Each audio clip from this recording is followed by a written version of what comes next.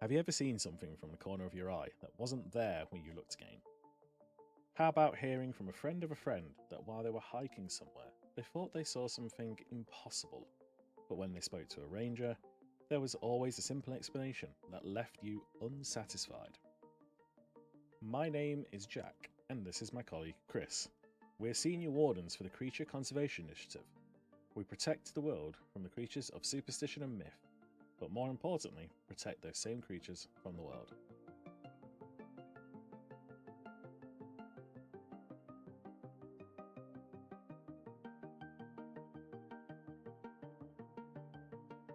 Well, hello there, people. How are you doing? I hope you have had a good couple of weeks without us. I'm sure every couple of weeks without us is a good one for you. But we are back to terrorize you. We are here to force you to learn about the world that you didn't even know existed. And to do that today, I have a special guest. Woohoo. His name is Chris, and he has been here every single time, which is what makes him so special. Yes, I haven't missed a single episode. And I'm especially happy to be here today because today's episode is also very special, just like me. And that is because I believe with every fiber of my being, or rather, I know without the shadow of a doubt, I feel it deep within my bones, that today's episode, what Jack is going to do here today, is going to be the best episode not only of this podcast, but of any podcast at all. I go so far as to say probably the best thing of any recorded audio since the beginning of human history.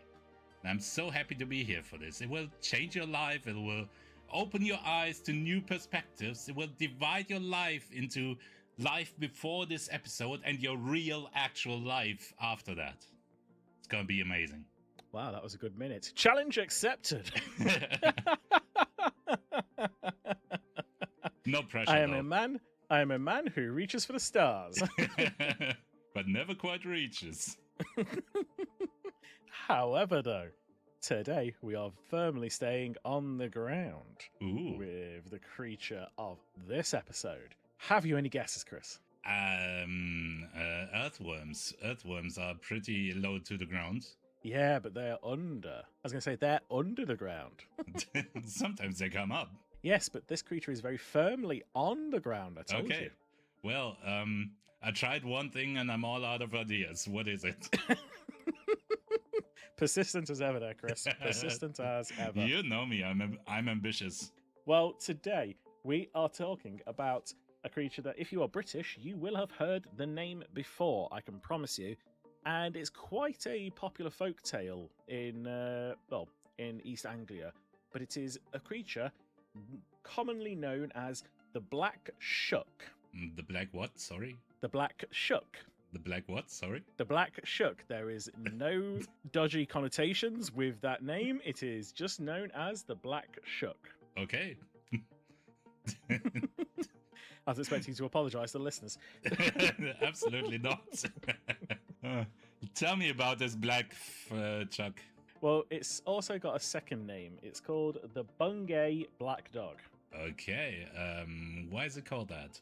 Well, that is because it has been sighted in Bungay. Wow. And it's black, I suppose. Yep, and I'll give you a third guess at what else is so special about it with that name. It's a dog? Yes, it is a black dog that has been sighted in Bungay. I'm gonna say that doesn't sound quite as impressive as I had hoped after this intro. It may not sound quite as impressive after this intro as you thought it was going to be until you find out that this is not just any dog. It's a Bungay dog. No, it's a blackshuck. The blackshuck is it's a very, very well-known folk tale from about kind of the 16th century in this country, right. But it has existed for a lot longer because, again, just in case anyone's forgotten the thesis of this podcast, it is all about creatures that appear to be mythical but do actually exist. I've forgotten. So this ghostly dog, do you feed it ghostly sausages or? No, people. Oh, good. Yeah, that's almost the same.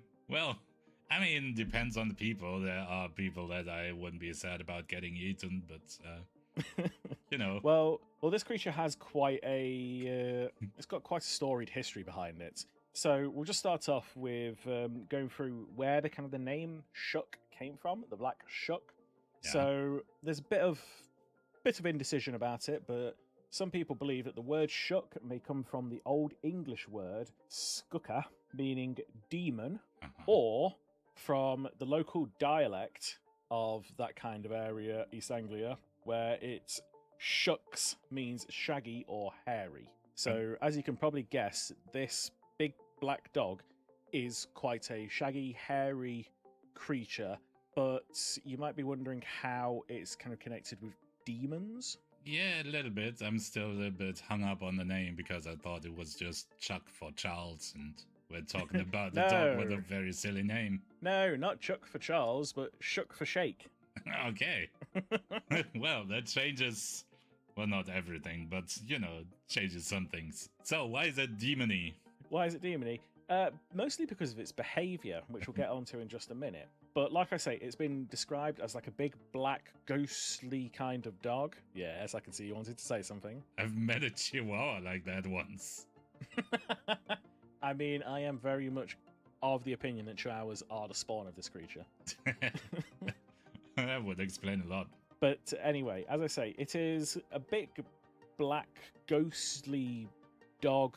It's been described as having either two very flaming, malevolent, coloured eyes that can be the size of like saucers, so like teacup saucers, or some people have described it as having a single red eye in the centre of its head. Single eye? Yeah. That's gonna wreak havoc on its depth perception. Well, as you'll find out from some of the stories I'm going to tell you in a minute, didn't have a problem with depth perception. As far as I'm concerned, it's the former, not the latter, that's correct. It does have two eyes on the side of its head whenever I've interacted with it. Yeah. But they are very kind of red coal-like. It's, kind of burning coals rather than like black coals and things. Okay. It certainly sticks with you. When it sees you, it is very much looking into your soul, or at least that's how it feels in a way. That also sounds like a chihuahua. Well, this creature has been found mostly on the East Anglian Suffolk coastline. So that's kind of the eastern to southeast kind of area of the UK, in which it kind of just seems to roam. I will say there is a lot of separate kind of like demonic canine creatures that exist around the UK. Yeah. So far, based on our research, each one is an individual one. It is not the black shuck moving from one region to another, to the point where I've actually posited the theory to the research guys that they might actually be all from the same kind of group, almost a little bit like the legendary dog Pokemon from Pokemon. Sure, I know exactly what you're talking about, so I will not further comment on it. Different type in Pokemon. They're all separate ones. And anyway, we'll leave that. But genuinely, I believe that they are a kind of a group of them, and we're just talking about the Black Shuck today. But what that group's aim is, so far, I've not found a good enough reason to attribute to it, shall we say. Okay. I mean, it would make sense for them to be related in some way. Well, again, one of the things that makes this, the Black Shuck, so odd to normal people is the fact that it is also has a bit of a range of sizes. So some people have just likened it to being the size of a very large dog, so think like your Great Dane kind of type. Yeah. Still kind of like wolfish in shape, so you're talking a Great Dane built like a wolf in a way. Okay. But some people have likened this creature to actually being the same size as a horse. Okay, that sounds pretty scary, actually. I'm imagining a fantasy direwolf situation here. Yeah, it really wouldn't be far off, and we have looked into it in the past to see, is this actually just a direwolf in some way? Because obviously we have found that Scientists in the more mundane world have brought direwolves back to life, and we have wondered: is this a direwolf that has just kind of existed, or is it something completely different? As far as we're concerned, it is something completely different. Okay. But the interesting thing I'm going to say is that this is a creature where both things are correct in that it is the same size as a large dog, all the way up to a horse, because this creature appears to be able to change its shape at will. I knew you were going to say something. It kind of changes shape, but not in the shapeshifter kind of way. It can just kind of grow and shrink. Basically, just the scale button in Photoshop. Just essentially, yeah. You're not wrong. Okay, so are we sure it's not just a younger specimen growing bigger? No, we have confirmed it. This is a single creature. Okay. Which kind of makes it a bit weirder, and the fact that it does appear to be, I don't want to say immortal, but it sure as hell has a long life. Ooh. And we're not actually sure where it even came from, which fuels the stories about it. Oh yeah, absolutely. You know, there are just some creatures out there that are just here, and why, we don't know. They just... Yeah, I mean, I ask myself the same question every day. Why am I here? Yeah, why am I on this podcast?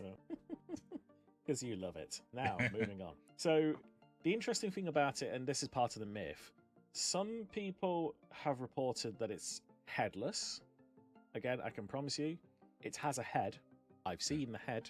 It would be a weird dog without a head. And especially seeing as the eyes are such a massive thing about it, because when I'm trying to tell you it is a black dog, I'm talking it is void black. Ooh. There is literally little to no light getting away from it. That makes it more interesting. Well, yeah, the reason why you can see this creature is, number one, the eyes, and number two, because it's so dark. It's like a hole in your vision, basically. Yeah, it's like a hole in your vision. That's literally the perfect way to put it. Interesting. So that's what makes it so scary, and fuels some of the stories about it, because it has been known to kind of roam coastlines. It's also been known to roam graveyards, country roads. It likes to spend time at crossroads, bodies of water. But either way, this leads me quite nicely on to some of the stories, because the stories about it are really, really dramatic. So I am going to read these stories word for word. Its infamous first appearance it ever had, was on the 4th of August 1577 in Bungay and Blythburgh, and had been well documented, with images of a sinister black dog becoming synonymous with the area. He is said to have run up the nave at Holy Trinity Church in Blythburgh, past the sizable congregation, killing a man and a boy, and causing the church's entire steeple to collapse through the roof. Oh, jeez. And as it ran off, he left scorch marks on the north door, which can still be seen at the church today. Scorch marks? You can still see the scorch marks. Somehow I missed that bit. Is it on fire? No, it doesn't burn. We haven't been able to get close enough to feel like if it's, I don't know, really, really high temperature or something. But as far as we're concerned, it doesn't seem to burn. This is one of those things that relates back to the name being connected with demon, because obviously this is 1577, religion very, very strong at the time. It essentially killed people in a church. It attacked a church. It broke through the door in a church. So very much people connect it with the actual devil. Yeah, I mean, if that doesn't sound like a hellhound, then I don't know what does. Exactly. It is a hellhound-like thing. The Black Shuck is also supposed to have been seen on the same day at St. Mary's Church in Bungay. There was a terrifying thunderstorm, such darkness, rain, hail, thunder and lightning, the like of which has never been seen before. During the storm, the beast is said to have set upon the congregation, killing at least 2 more people. Okay. So it has a thing for churches, apparently. So during the 1920s and 1930s, there were reports from the fishermen of Sheringham hearing a hound howling on the cliff tops during stormy nights. And as recently as 1970, a sighting of the blackshuck in Great Yarmouth had the headlines. In 1980, a young woman claimed to have met the hound whilst walking with her young son near Wisbeach. What do you think so far? Well, I think it sounds pretty terrifying, and big black demonic dog that may or may not burn things around it, snatching away people, sounds pretty bad. And I'm immediately questioning how are we dealing with that, because we usually try to prevent people getting eaten. Yeah, this is one of those creatures that we actually really do struggle to deal with, because we can't seem to track it, we can't seem to find it. And when we get onto kind of my story of interacting with it, you'll see we haven't been able to really contain it. We'll be able to prevent it from causing damage, but that's kind of more of a right place, right time. But again, we'll get onto that in just a minute. So one of the other interesting things, and personally I think this is more of a, maybe they were a bit drunk, maybe they saw it on the right kind of night, but some people have also described it as floating on a carpet of mist. What? So far, I've not seen it floating on a carpet of mist, but I don't know, maybe that's how it normally gets around from place to place without being noticed. I mean, like I say, we very rarely find any tracks of this creature. It just seems to appear somewhere and disappear, and it's one of the reasons why we have such a difficulty trying to track it. That makes it a lot worse. Either it's flying around on mist, or it's teleporting around, both of which sound pretty bad for such a predator. Yeah, well, the other difficult part about this creature is you can hear it howl. If you were to take a walk in East Anglia, Suffolk kind of area, at night, alone or with small groups of people, it is not uncommon that you will hear the howling. Now, majority of the time, people will tend to take that as it's, a dog or fox or something mundane howling. Yeah. But it is common to hear this creature howl. However, you will not hear it approach. That is one thing, and we have taken decibel meters with us when we've been trying to find this creature. There has been no change in the area. When it approaches, you will not hear its footsteps. Okay, you will not hear it put feet down. So it goes beyond just a dog being stealthy. It's literally no sound at all, skating around on its silent mist cloud.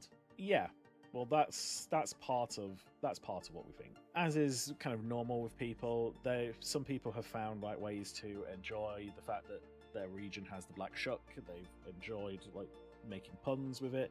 So some people reference it. I can't imagine what these puns would be. Well, it's less puns, but you got the Black Dog Running Club, you got the Black Dog Marathon, you got the Black Dog Antiques, and there's even the Bungay Town Football Club, the Black Dogs. Okay, well, very, very creative. Yeah, there's very much a very specific theme here. Yeah. Black Dog. It's simple, it works. Just before we get into some of the more serious aspects around this creature, it is also believed that this is what inspired Sir Arthur Conan Doyle to create the Hounds of the Baskervilles. Ooh. That story. So it's supposed to be based off of this creature. Interesting. So what we need is Sherlock Holmes to get hold of this creature. If you've got his number. Perfect. Benedict Cumberbatch. Come. Imagine if we could convince Benedict Cumberbatch to just be a guest on our podcast. I would wonder what's gone wrong. With him or with us? With his life. I know what's gone wrong with us. We've been members of the CCI for too long. Oh, yes. It does something to you. It do. In all seriousness, and this is one of the reasons why I wanted to talk about this creature, one of the scarier aspects about it, if you're approached by the blackshuck, you are going to apparently die at the end of the year, or by the end of the year rather than at the end of the year. It's not New Year's. It's a really bad day. How many did it approach this year? 50. Oh crap. God! Let the cemetery know. Time for the mass grave. God. Oh jeez. No. We at the CCI stopped using mass graves a long time ago. We definitely did, officially. The one thing I want to say, though, is no, that isn't how it is. Some people... Instead, you get maimed immediately by the large dog. Kinda. In a way. It doesn't tend to wait. If it's got business with you, it's not hanging around. It is violence in the moment. It is not an ill omen. It's just really bad luck if you come across this creature. Yeah, I'm gonna say that. Which kind of brings me on to my story. Okay. So, I used to live in kind of the East Anglia area. Yeah. Were you a member of the Black Dogs? No, the Obsidian Hounds for me. Okay.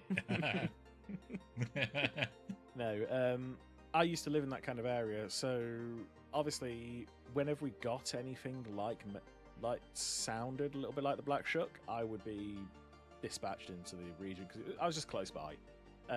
It was an interesting encounter. Essentially, I was just driving home from somewhere. I'd been hanging out with a couple of friends somewhere, and it was late at night, talking about 1 o'clock in the morning, and I was driving back, and I just came across someone who had obviously broken down on the side of the road. So, that kind of area, some of these roads are proper country roads, could be a bit difficult to get signal, so I just wanted to pull over, make sure that they were okay. At the very least, make sure that they had been able to get hold of someone if they needed me to go somewhere to get someone, or if they wanted to lift back and they could come and sort the car out in the morning. That kind of thing. Trying to be a good Samaritan rather than an arsehole. Sure.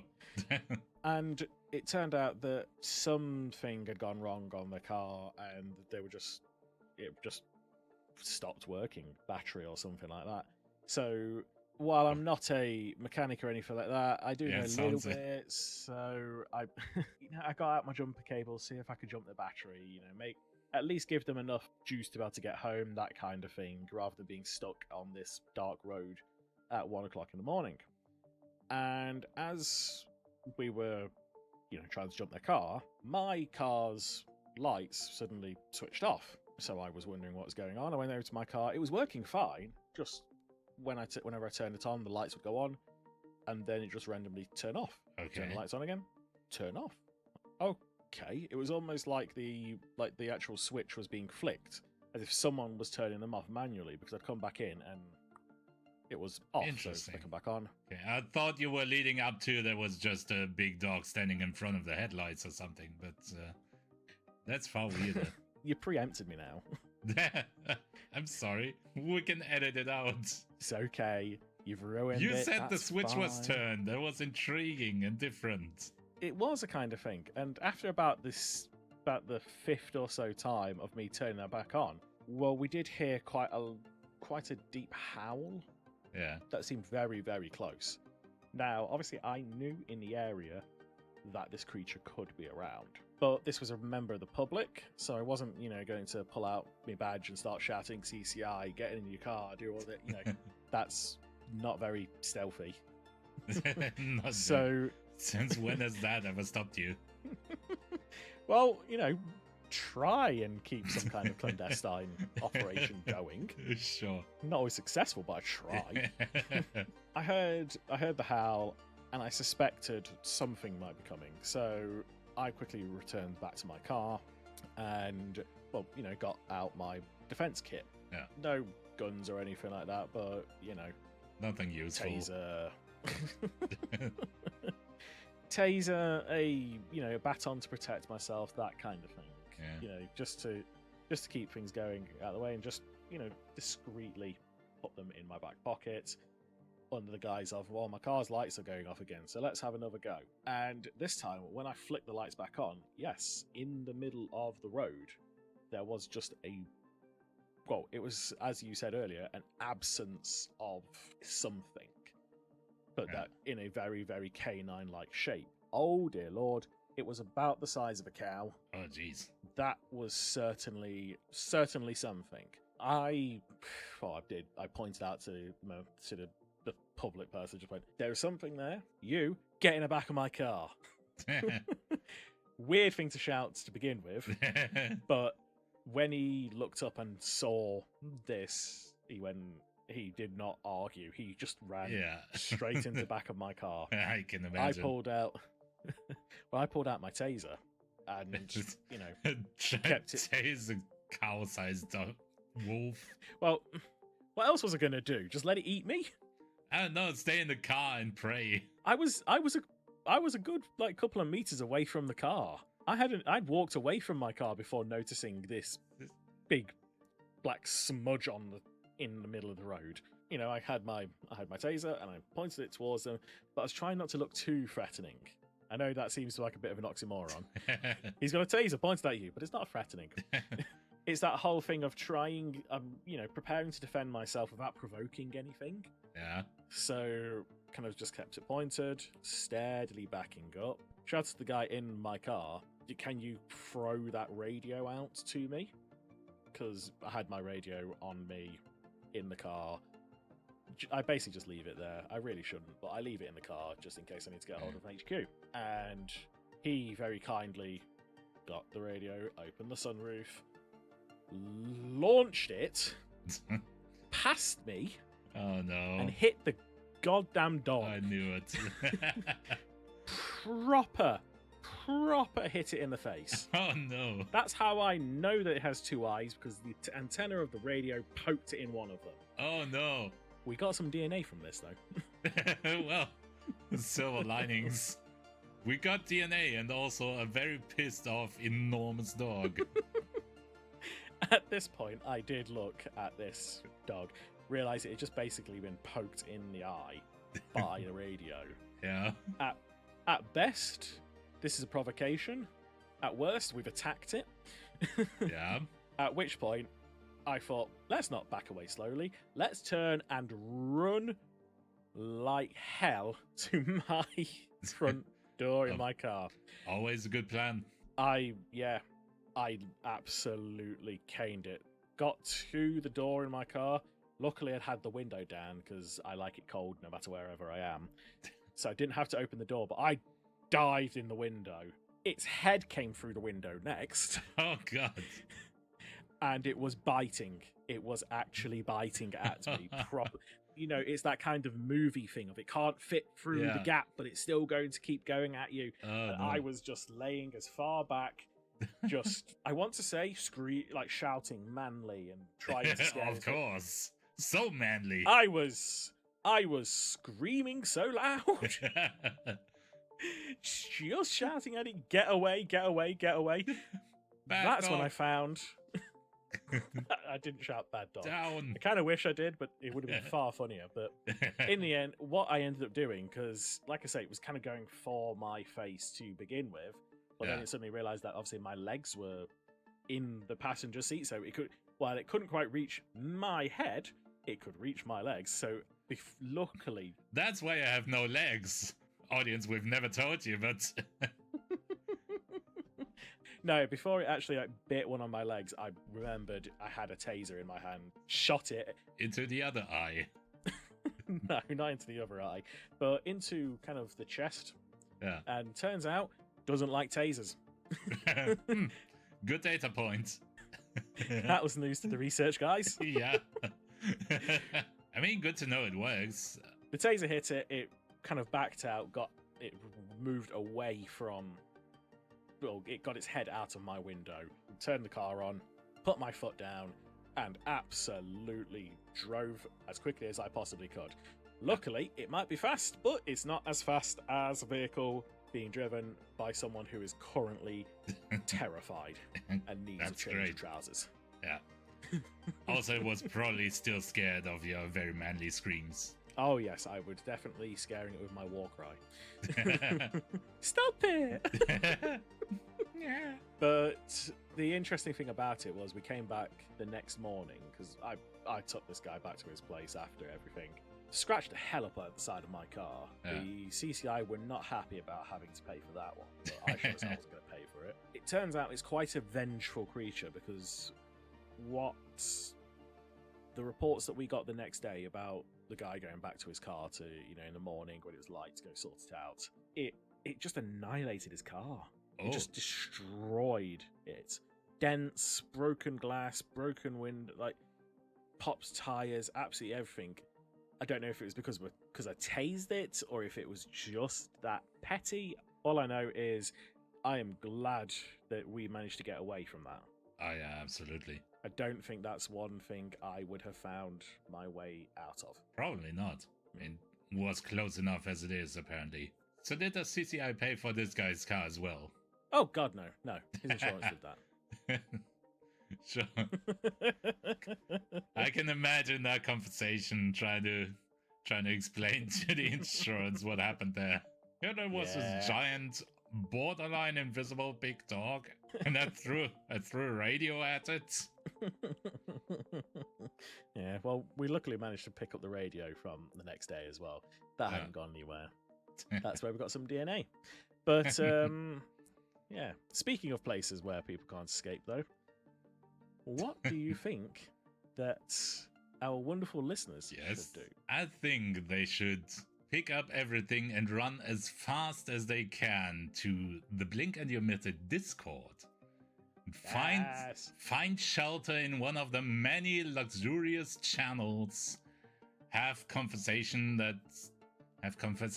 that save your life, that broaden your horizons, that are hopefully in some way related to our little show here, and talk about episodes that we've done, about creatures that we have talked about or that you want us to talk about.